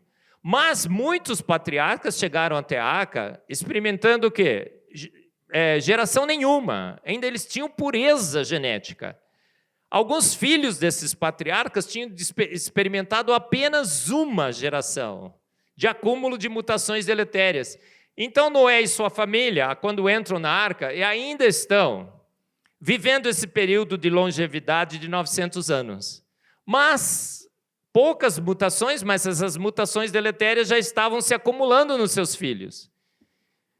Quando Noé e sua família recebem a responsabilidade de reproduzir ou de preservar a raça humana, os primos começam a casar com primos. E essa parentesco muito próximo entre os filhos de Noé e dos seus descendentes causa um decaimento exponencial da longevidade nesse gargalo genético. Então, mais uma grande prova a favor do dilúvio bíblico de que ele ocorreu há poucos anos. Aquela longevidade dos patriarcas até 900 anos e o gargalo genético que acontece após Noé, que diminui drasticamente a longevidade. Absolutamente incrível essa diminuição. Alguns cálculos foram feitos, testes estatísticos, olha, dá 96% coincidente com um decaimento exponencial da longevidade da raça humana pós-diluviana. Tem mais essa daqui que é sensacional também. O pessoal fala assim, olha, o dilúvio, Marcos, na realidade, é mais um dos épicos que têm sido contados em várias e várias culturas diferentes, povos diferentes, todos eles contam desse dilúvio. Mas são alegorias, isso foi se propagando, a Bíblia também é mais uma delas. Mas será? Sabia que todos esses povos que descrevem um dilúvio, muitos deles não estavam conectados. Então um não poderia ter copiado do outro. E em todos os relatos de dilúvio, pelo menos 8 elementos comuns aparecem. Todos eles descrevem um julgamento, um homem escolhido, uma família salva, os animais são salvos, uma arca é construída, eles sobrevivem a essa inundação, uma pombinha é solta e volta com o galinho. Até esse detalhe mínimo aparece em praticamente todas as histórias. E um sacrifício é feito a Deus. Como é que podem povos separados, isolados, contarem a mesma história com 8 elementos em comum? O que acontece, então? Esse fato, de fato, ocorreu na Terra. Agora, qual é o único relato técnico, consistente, coerente? O relato bíblico. Parece que todos os outros são relatos que foram transmitidos de geração em geração e quem conta um ponto aumenta um. Quem conta um conto aumenta um ponto. No épico de Gilgamesh, por exemplo, que inclusive às vezes as pessoas dizem que é parecido com o relato bíblico, a arca é assim. Alguém quer entrar nessa arca aí, gente? Ela é cúbica.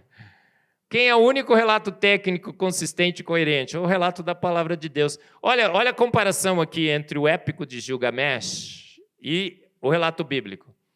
Olha a arca de Gilgamesh e olha a arca da Bíblia. Sensacional, né? A Bíblia é estável, confortável, resistente.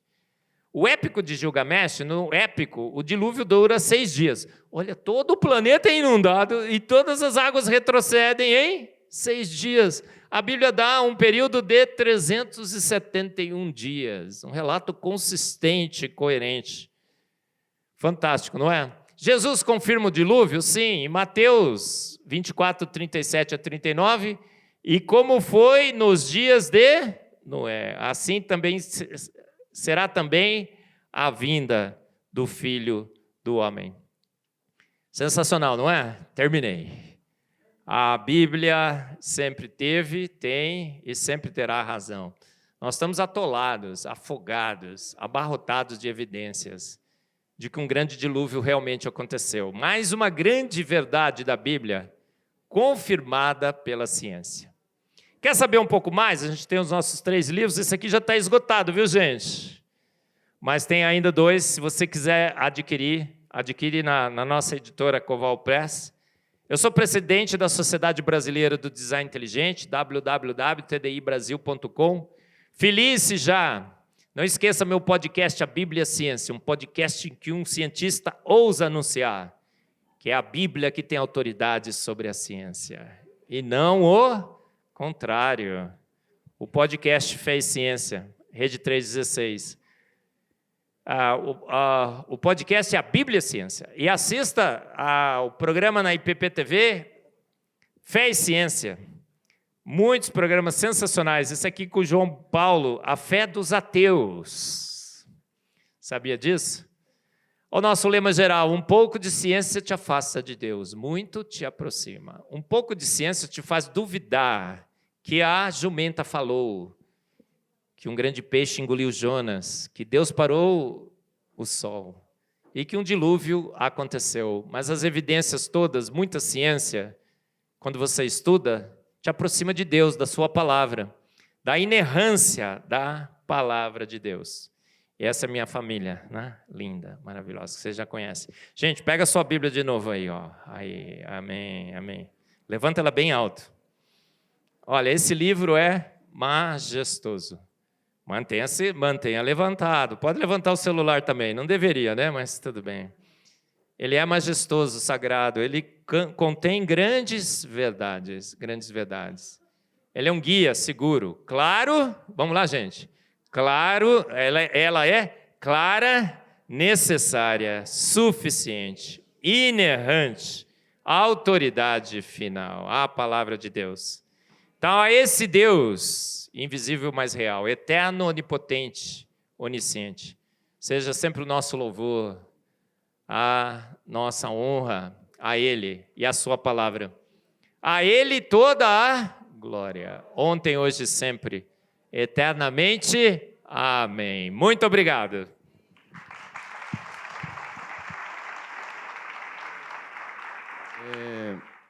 O Dr. Marcos falou aqui de várias áreas da ciência que comprovam o que a Bíblia diz. Na fala dele, ele passou por biologia, paleontologia, geologia, cosmologia e um monte de gia aí que tem. E fica muito claro, como ele disse, que a gente está encharcado de evidências, né? É muito óbvio. Mas o que eu queria dizer, escolhendo de todas as perguntas que eu escrevi aqui, eu escrevi 8, só vou escolher um. A ciência se tornou uma religião, doutor Marcos? Absolutamente sim. Nós temos hoje, depois de 1859, quando Darwin escreve seu livro, A Origem das Espécies, o iluminismo, o positivismo estava muito forte naquela época, e a ciência aceita, então, os dois postulados de Darwin, porque eu digo que, se você ler o livro, você vê que não tem evidências nenhuma ali. Darwin diz apenas: eu tenho duas ideias, duas hipóteses. Modificações ao longo de milhões de anos sofisticaram a vida. As hipóteses de Darwin nem sequer se tornaram em teorias, né? Em teoria, né? Não tem evidências, foram duas hipóteses. Mas a ciência estava ávida por retirar Deus. Não queria mais que ele colocasse o seu pezinho na porta. E compramos essas ideias de Darwin, e a partir dessas ideias começamos a construir toda uma nova cosmovisão. Aí a evolução agora passa a ser o grande paradigma científico. Quando as evidências não vêm, por exemplo, no registro fóssil, Darwin disse que a gente deveria achar as formas transicionais e tudo mais. Quando a bioquímica revela a inteligência do DNA e tudo mais, o que acontece?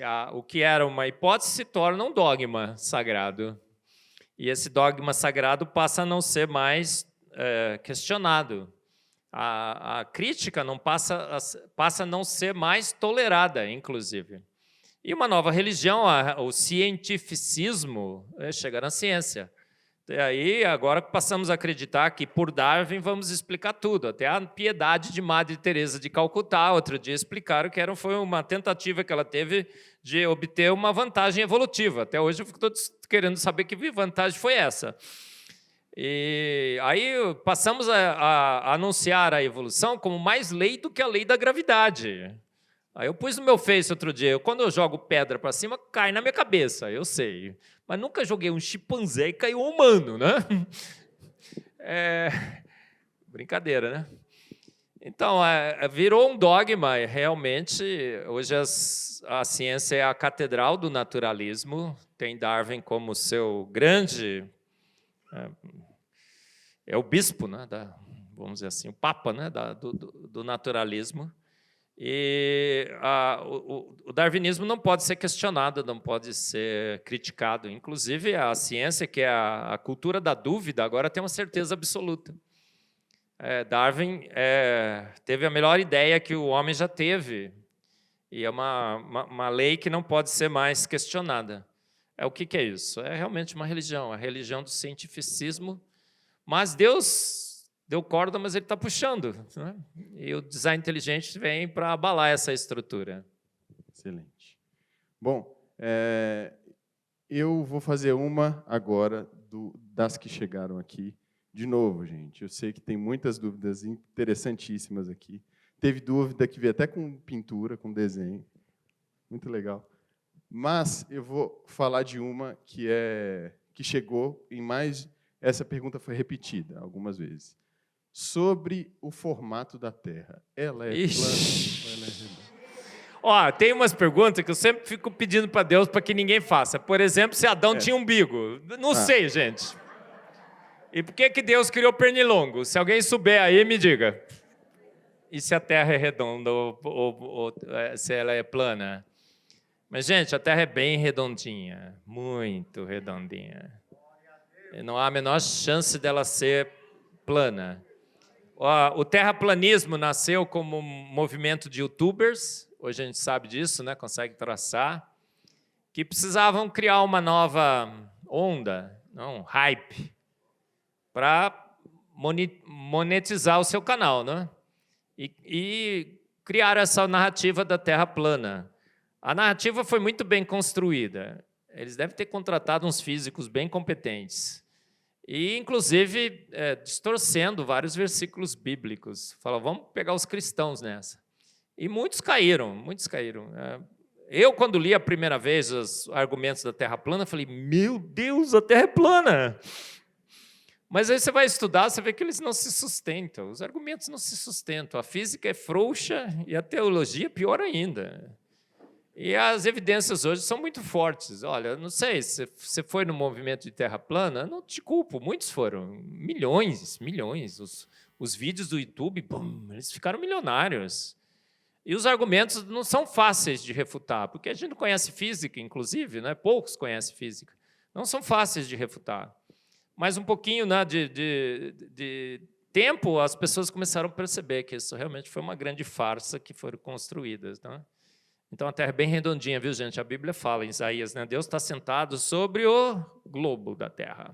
A palavra em hebraico, inclusive, ela encontra várias derivações em outras línguas. Em todas as línguas é bola. É bola, no hebraico também. Deus está sentado sobre a esfera da Terra. Olha, dos 4 cantos da Terra, né? Isso é figura de linguagem, né? Ninguém está falando que a Terra tem 4 cantos. Eu tenho um podcast, no meu podcast lá, a Bíblia Ciência, que eu falo sobre a Terra, se ela é plana ou não, tá? Falo sobre a palavra em hebraico, que diz que ela é bem redondinha.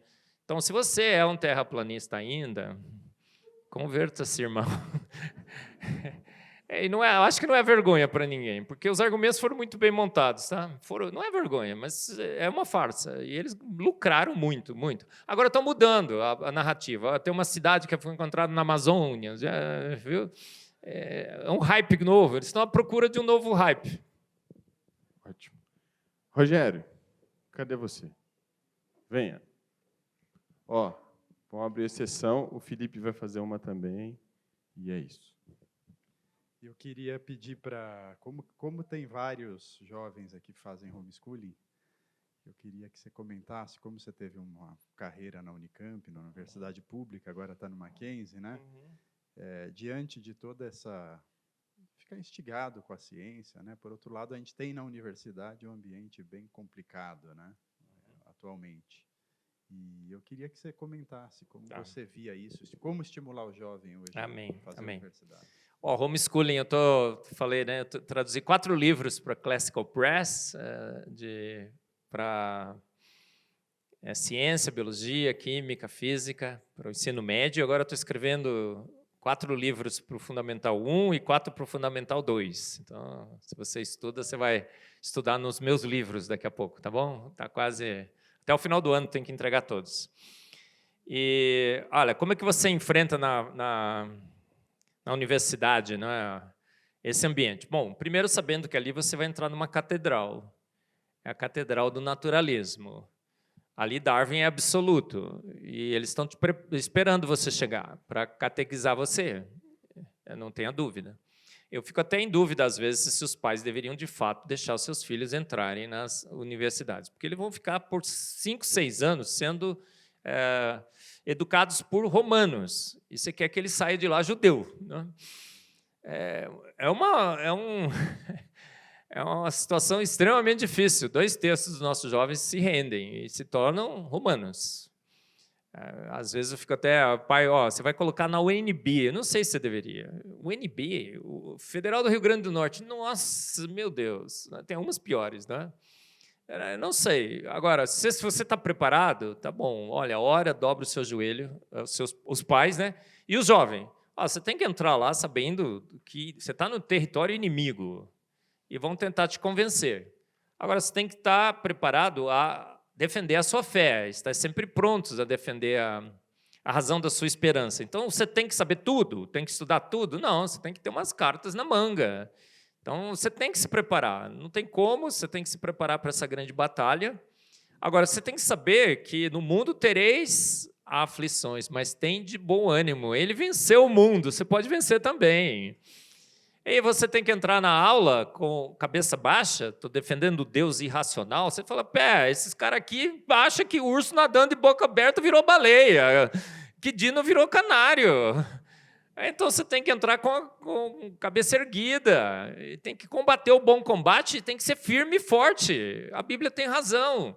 Se tentarem ridicularizar a sua fé, saiba que você é vencedor em Cristo, combata o bom combate. A gente entrava, né, antes intimidado, ficava escondido, você era um agente secreto, né? Tentava disfarçar para ver se você conseguia sair da universidade sem ninguém perceber. Não é assim, olha, se exponha e defenda a sua fé, você está do lado da razão e Deus vai estar do seu lado, combata o bom combate. Você vai ser expulso da faculdade? Amém. Amém, não? Você tem um galardão nos céus.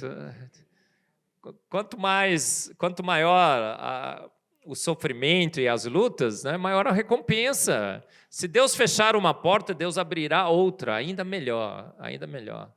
Então não tenha medo de ser, você vai ser expulso da sala, você fala, aleluia, amém. Acho que é nesse espírito que eu acho que o jovem deve enfrentar a universidade. Como um combatente, que sabe que tem a vitória nas suas mãos. Ele venceu o mundo, e você vencerá também. E que você está do lado da razão, do lado da Bíblia. Olha, seja herege como eu, tá? Defenda que T-Rex era vegetariano, sim. E você tem todas as evidências. Pergunta, qual é a sua evidência de carnívoro? Assistiu o Jurassic Park, né? Entendeu? Eu acho que é nesse espírito. A gente tem material hoje para defender a nossa fé? Claro que sim. A apologética de primeiríssima qualidade. Primeiríssima qualidade. Antes a gente só tinha e a Bíblia tinha razão, tá? Hoje a gente tem muito material assim, abundante. Se você fala inglês, você faz homeschooling, deve falar, né? Ainda mais. Tem sites e mais sites, você pode estar muito bem preparado. Combata o bom combate. Guarde a fé, tá bom? Ótimo. Nós vamos...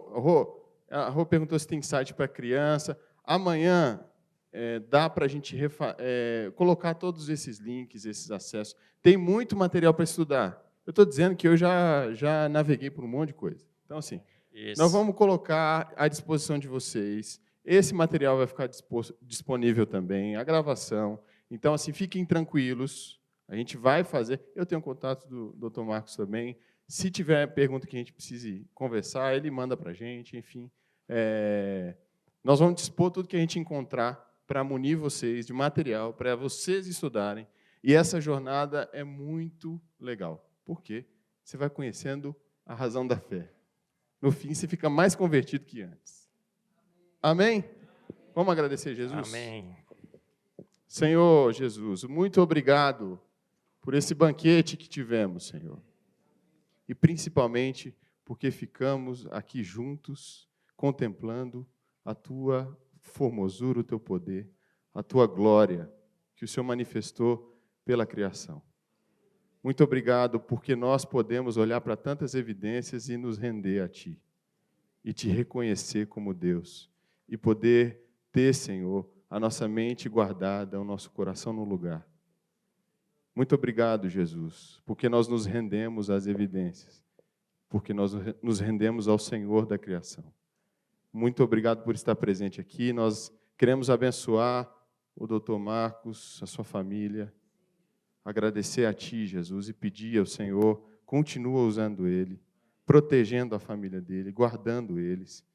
Muito obrigado porque ele tem sido um instrumento do Senhor para falar com gente que, inclusive, é hostil. E nós queremos pedir a Tua guarda, a Tua proteção, a Tua capacitação pela família deles. Em nome de Jesus. Amém. É isso. Tem algum recado ainda?